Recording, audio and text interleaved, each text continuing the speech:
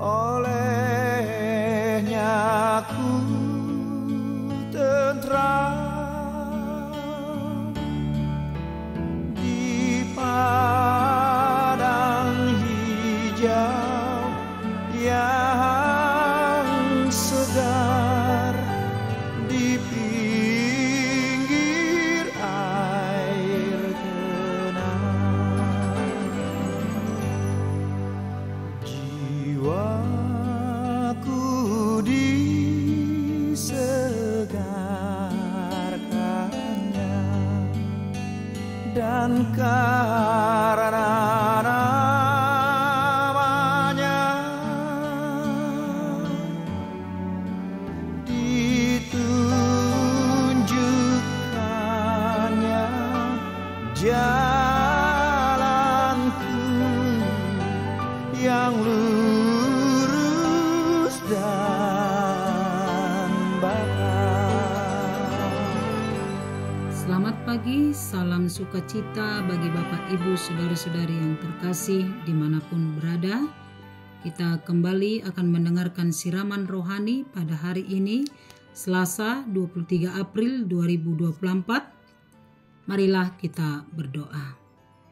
Bapa yang baik, Allah sumber segala karunia yang kami peroleh, kami mengucap syukur ya Tuhan atas anugerah dan kebaikan Tuhan yang senantiasa memelihara kehidupan kami hingga saat ini. Sebelum memulai segala aktivitas kami hari ini, kami terlebih dahulu menyerahkan hidup kami ke dalam tangan Tuhan, supaya hidup kami dituntun oleh firman-Mu. Persiapkanlah hati dan pikiran kami oleh Roh Kudus-Mu ya Tuhan, supaya firman-Mu benar-benar bekerja dan berkarya dalam hidup kami. Bersabdalah ya Tuhan, sebab kami telah siap mendengarkannya. Amin.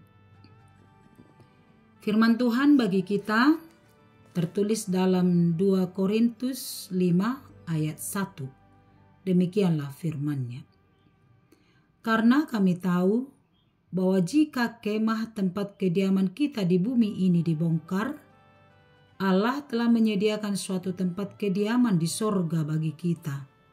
Suatu tempat kediaman yang kekal, yang tidak dibuat oleh tangan manusia. Demikian firman-Nya.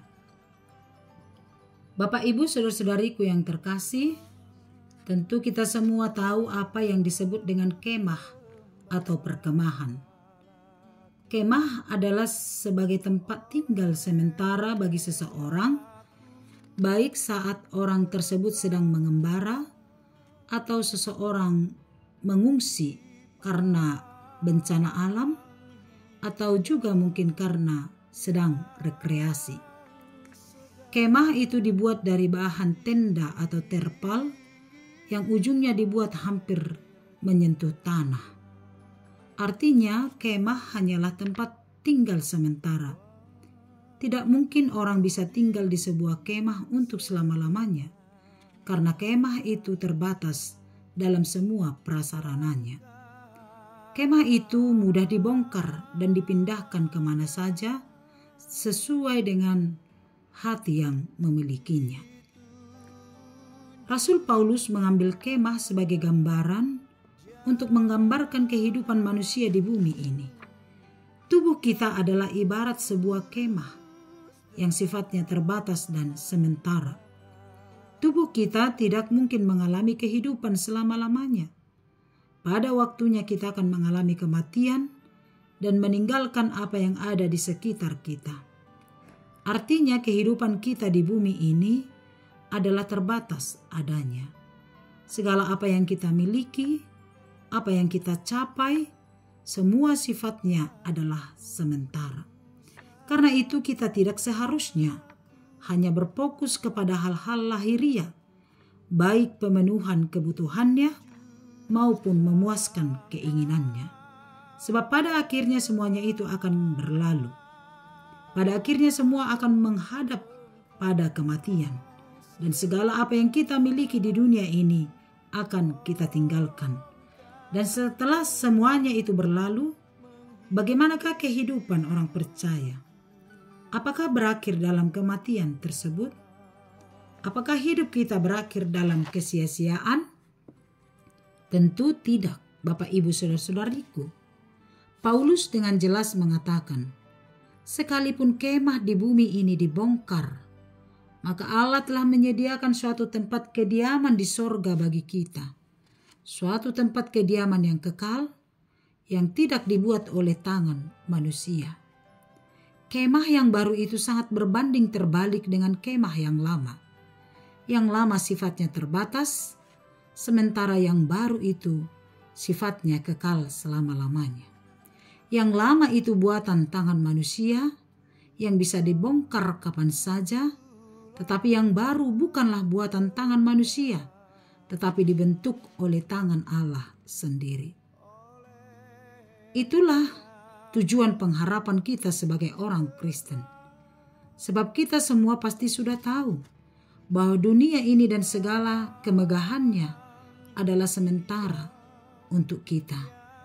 Dunia ini bukanlah tujuan akhir dari pengharapan iman kita sebagai orang percaya. Sebab garis finish perjalanan iman kita adalah menjadi pewaris di tempat kediaman yang telah disediakan Allah bagi orang-orang percaya, yaitu tempat kediaman yang kekal selama-lamanya, yaitu Yerusalem yang baru di surga kekal. Sebuah tempat kediaman yang disediakan Allah yang sempurna, tidak ada lagi duka cita dan isak tangis, tetapi sukacita selama-lamanya. Karena kita telah bersama-sama dengan Allah, Yesus Kristus yang menyelamatkan hidup kita. Tentu sekarang kita belum bisa melihatnya, tetapi Tuhan menginginkan kita untuk mempercayainya sepenuh hati kita. Sebagaimana yang tertulis dalam ayat 7. Sebab hidup kami ini adalah hidup karena percaya, bukan karena melihat. Keyakinan inilah yang membuat kita dapat mengalami dan menjalani hidup dengan penuh pengharapan. Juga memampukan kita untuk tetap bersikap tabah dan sabar saat menghadapi duka cita dan pergumulan. Sebab kita yakin dan percaya bahwa pada waktunya kita akan tinggal di kediaman Allah di surga kekal. Tetaplah beritakan dan tekunlah di dalam imanmu. Percayalah kepada Yesus Kristus yang telah menyediakan tempat tinggal bagi kita di surga yang kekal. Segala apa yang kita miliki akan berakhir, tapi hendaklah kita memiliki kehidupan yang kekal, yaitu kediaman yang telah disediakan oleh Bapa di surga kekal. Amin. Syukur bagimu ya Allah Bapa di surga, Allah yang memelihara dan memberkati hidup kami. Terpujilah Tuhan atas firman-Mu yang mengingatkan kami bahwa apa yang ada di dunia ini, hidup kami hanyalah sementara. Karena itu Tuhan menolong kami untuk memakai setiap waktu kesempatan yang ada dalam hidup kami. Bukan hanya mengejar hal-hal lahiriah, tetapi hendaklah kami mengejar hal-hal rohani, yaitu kehidupan yang kekal. Berkatilah kami Bapa di sorga, supaya oleh karena firman Tuhan, perjalanan iman kami semakin dimantapkan, bahwa bukan di dunia ini akhir dari perjuangan iman kami, tetapi kelak kami akan hidup dan mendiami kota kediaman yang telah dibangun oleh Allah, yang telah disediakan oleh Yesus Kristus bagi kami di surga kekal. Itulah kekuatan kami Bapa di sorga untuk menjalani setiap kehidupan kami.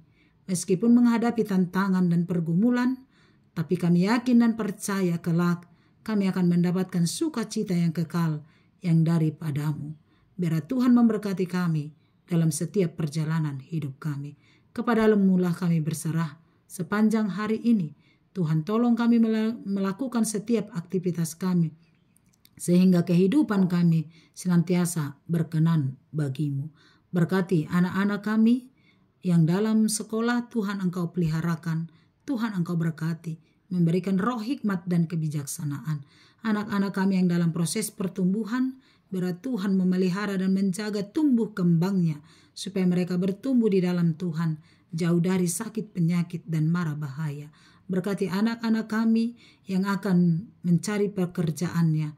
Tuhan, Engkau tunjukkan oleh kuasa kasih-Mu, sehingga anak-anak kami tidak ada yang pengangguran, tetapi mendapatkan pekerjaan yang layak untuk menjamin kehidupannya. Berkatilah juga Bapa di sorga anak-anak kami, anak-anak jemaat Tuhan yang merindukan pasangan hidupnya. Kami berdoa, sebab kami yakin dan percaya pasangan hidup bersumber dari Tuhan. Biar Tuhan menunjukkan bagi mereka Bapa di sorga, sehingga anak-anak kami juga mendapat sukacita yang daripada-Mu. Berkatilah bangsa dan negara kami, berkatilah gereja-Mu juga Bapa di sorga, para hamba-hamba Tuhan yang melayankan firman-Mu. Kepadamu-lah kami berserah sepanjang hari ini, tangan Tuhan yang menolong orang-orang yang dalam keadaan sakit, Tuhan yang menyembuhkan, yang dalam duka cita, biar tangan Tuhan yang menghibur, sehingga setiap orang mendapatkan sukacita yang daripada Tuhan. Ampuni kami dari dosa kami. Di dalam nama Yesus kami berdoa. Amin. Anugerah Tuhan kita Yesus Kristus, kasih setia Allah Bapa, dan persekutuan dari Roh Kudus kiranya memberkati kamu sekalian. Amin. Selamat pagi, selamat beraktivitas. Tuhan Yesus memberkati kita. Horas.